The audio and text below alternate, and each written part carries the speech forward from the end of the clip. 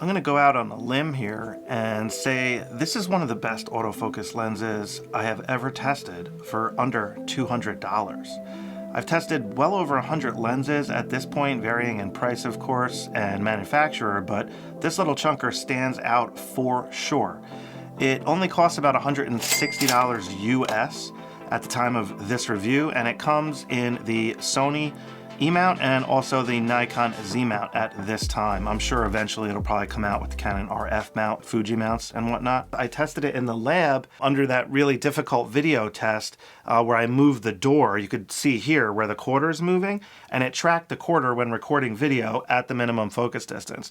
Now the minimum focus distance on this lens is not very good. You have to be like a few feet away from your subject, so you're not really getting that much magnification, meaning the size of the quarter basically when you're looking at the size of the quarter in this scene. Quarter is fairly small because I can't really get that close. That's the minimum focus distance. And it also has a manual aperture ring here, which is clicked. One thing I don't like is it doesn't have a lock on the aperture ring, so I'm constantly accidentally turning it to like F16. I wouldn't even put an aperture ring on a lens without a lock at this point. It also features like a metal build, which is very premium. I'm kind of surprised by that metal build for the cost. You know, I would expect it on the back here, the lens bayonet and stuff like that, to have metal. And as you can see here, it's also fairly compact. You know, it's not that big. It's pretty lightweight. It's not too heavy. It's got a nice pinch style lens cap here, which I always like. It also has a pretty nice lens hood that it's plastic, and it has more of like a square design. When you put this on, you can see how it's got like a little bit more of a square. I kind of like that. Also note the rear lens cap has a USB-C port on there for firmware updates. So it has some electronic contacts in there as well. So when you put that on, you know, you could then plug the lens in and update it via firmware, you know, when they come out with firmware updates. Now, as far as the focus ring goes, it feels very good. I mean, it feels excellent. And again, incredibly impressive considering the cost of this lens. I'm shocked at the build quality and overall quality that this lens offers for the price point. These lenses keep getting cheaper and cheaper and better and better. It is unbelievable to me. I want to jump in here real quick. I'm actually recording with the Pocket 3 if you're wondering what camera I'm using. And I just wanted to say thanks for sponsoring this video. As you may or may not know, I don't really do sponsored videos. That's, in my opinion, where companies literally pay you cash to, you know, review a product. I don't do that. Now, to be totally transparent, TTArtisans did send me this lens for free. It's a very affordable lens, so you could argue that that is kind of being paid, but it has no influence on what I say about this lens or anything. So I only review products that I absolutely enjoy and I think they're worthwhile to the viewer, because you guys are my viewers, you guys are the sponsors to my videos. So please keep that in mind when you watch my videos. And again, thanks for sponsoring this video. Let's get back to it. Now, I tested this lens on my Sony A7C. So you might wonder, is this lens good for portraits? Yes. So here's a quick snapshot portrait of myself, my son Jace took, and you can see the IAF works great on this lens. I didn't have any issues with it. I'm sure it's not going to be 100% hit rate like on some of, you know, the more modern Sony lenses, for example, but I only had a few shots that weren't in focus, and it was more due to not having a fast enough shutter speed than anything. So I don't really think it was the focus that was the issue. So again, I had really good luck with the focus on this lens. Just a quick snapshot of Jace. I just wanted to show you this. It's not really a good portrait, don't get me wrong. This is like just a snapshot, but the background is extremely bright, but it wasn't really backlit. So in this scenario, the contrast looks very good. If I zoom in here, you can see it's nice and sharp, crisp, good contrast, and so forth. Now, you'll see in a minute when I get to some backlit subjects how you lose some contrast. Some of you might recognize this gentleman known as Arthur R. Super awesome creator, great person as well. We were hanging out in the city this past week for the Sony Creative event here. And here's another great guy, Ben Johnson, unbelievable creator. Be sure to check out these people's channels, by the way. They're all on YouTube. And Ben is such a great guy. He asked me to take a couple of snapshots while he was recording and stuff. So I got a couple of portrait samples for him. This was in like Times Square area in New York City. You might recognize this handsome fella known as Mark Bennett, the Camera Crisis. Yeah, he's a really good friend of mine. And we had a really good time. And you can just see how this lens renders. I mean, look at the background. It's just awesome. The 3D pop is killer. That's pretty good, dude.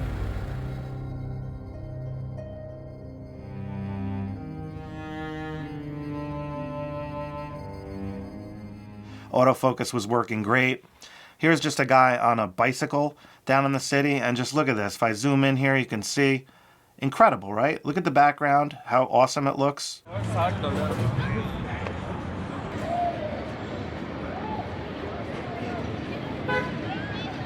Here's just another snapshot. It looks like this couple was having a good time taking some selfies and stuff, and you can see them enjoying the moment.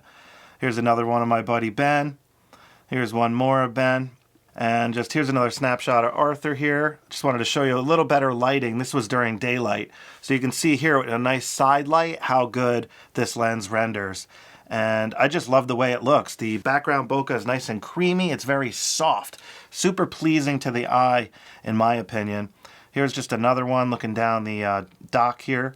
And here's one more of Mark and Arthur. And I just like the foreground, how the dock just like blurred out into this cool, foreground that just draws the eye into the subject. So I mentioned flaring and how this lens isn't the greatest in that regard when it comes to like high contrast situations. And here's an example of it shooting this band. And you can see how like the bottom half, the sun was basically up above, and it was just hitting the lens at just the right angle. I have the lens hood on. I always use lenses with the lens hood to protect the front element more than anything, so I don't accidentally like bang the front element. If I bump the lens into something, it's going to hit this first.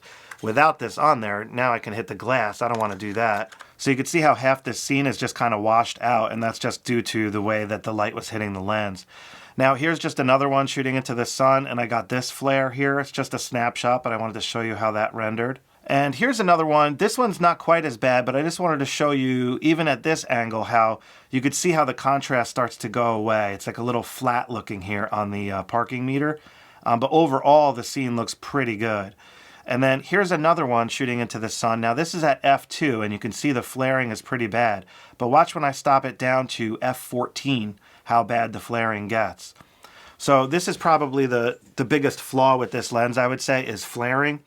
So you really do have to be cognizant of that if using this for portraits and stuff. But you can also get some cool effects for portraits with this flaring. Now you might wonder, is this good for pet photography? Well, I took a couple snapshots of Buddy on the couch, and this lens did an excellent job, as you could see here. I mean, zoomed in, it nailed the focus. Animal Eye AF worked.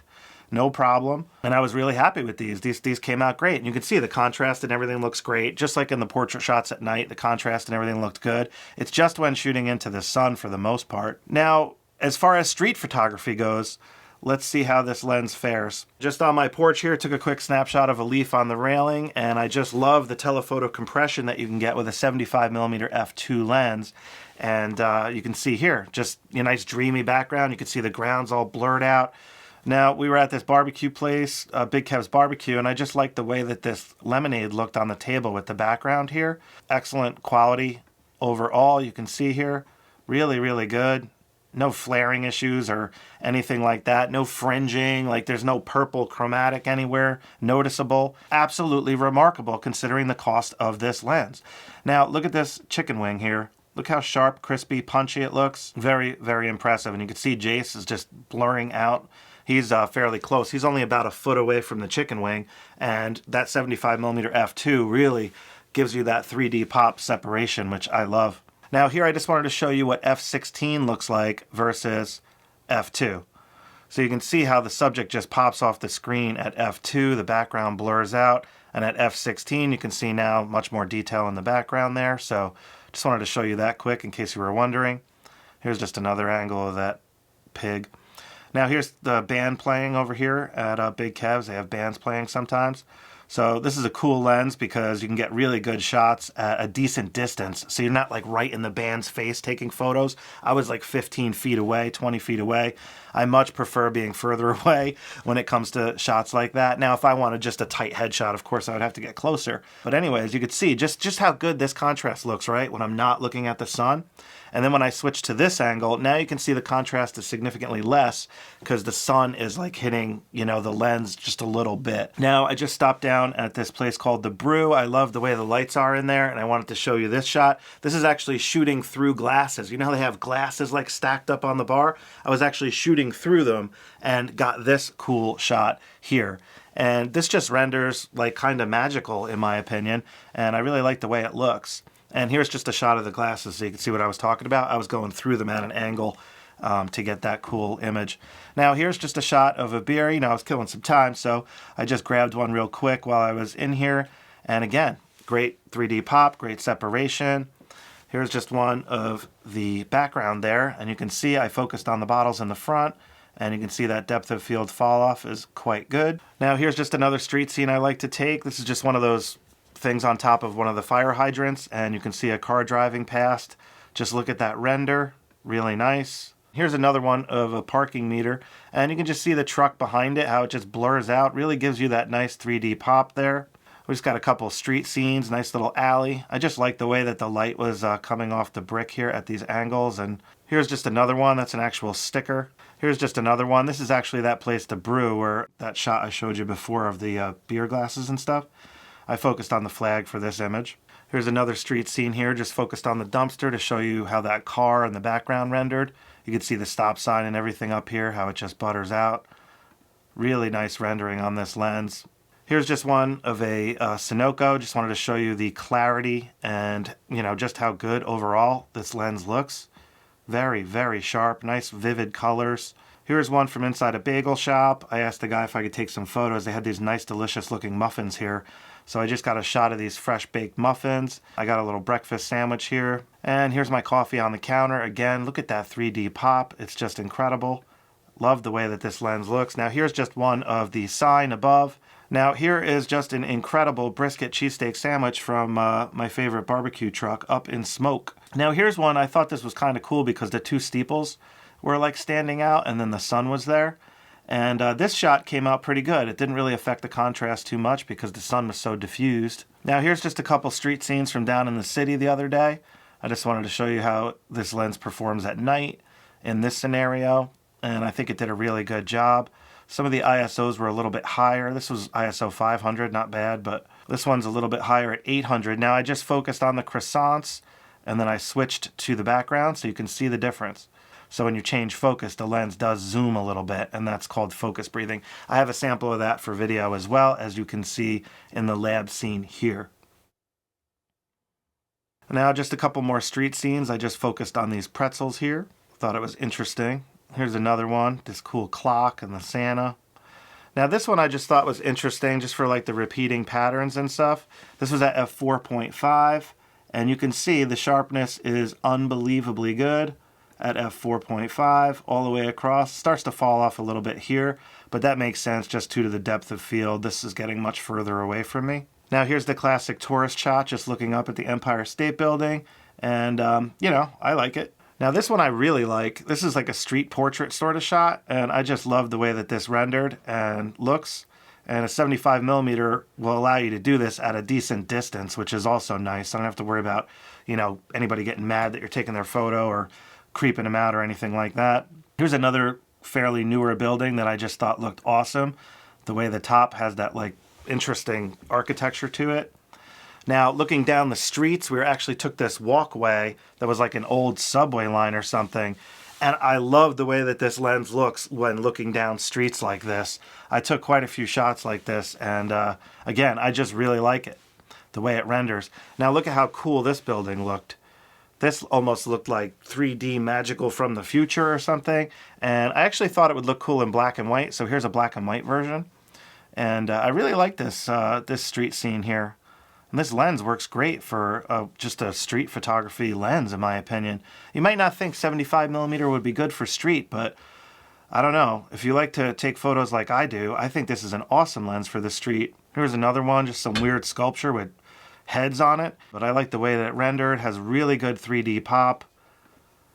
Here's another angle. Here's one more of that same sculpture, which was quite interesting.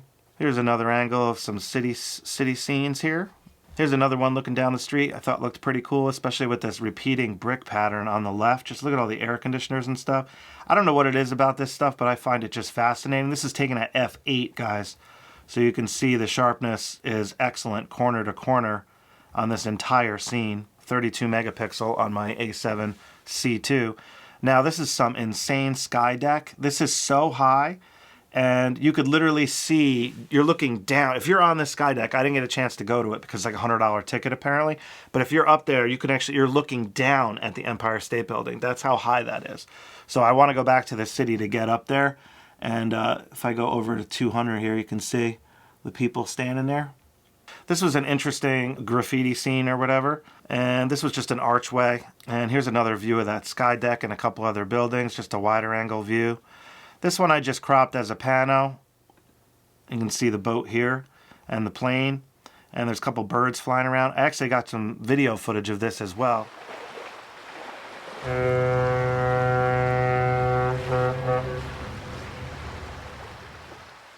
And here's just a couple more of these dock shots. Now this one I focused down here because I was trying to get this cool silhouette look. You could see how when it renders, it almost turns the human into like a humanoid type figure where the legs get real skinny and stuff. I always think that looks cool though, like the way it renders. And then this one I just switched focus to the subject. And again, you can just see the light streaking here. I thought rendered pretty cool. Now here's just one looking down a bench, and I just love the way the 3D pop and background render looks here at f2. And here's just one of a helicopter coming in, and you can see it did a good job capturing that helicopter. And here's another one of Mark Bennett and Arthur R. And here's the last street shot I got, which I really like. This boat, the Manhattan 2, was pulling out, and it just, you know, it was sunset time. Really, really nice stuff. So I just wanted to show you a little bit here, the distortion quick. The distortion's actually not bad at all. It's got like a little bit of pin cushion, but if I scroll down here, you can pull it out just by going to like -5 or so. You could kind of adjust it to your liking, but you could see how I'm kind of fixing that pin cushion there. So it has just a little bit of pin cushion, but it actually is pretty good for portraits because it'll like make your subject look just a little bit thinner. So I don't even really mind it so much, but on like brick walls and stuff, you're gonna have to adjust for it because it might, you know, mess you up. So you just pull that back just a tad. Something like that for this shot looks good. Again, this is such an affordable lens that offers really good portrait quality, street photography, pet photography. I honestly cannot believe that this lens costs less than $200.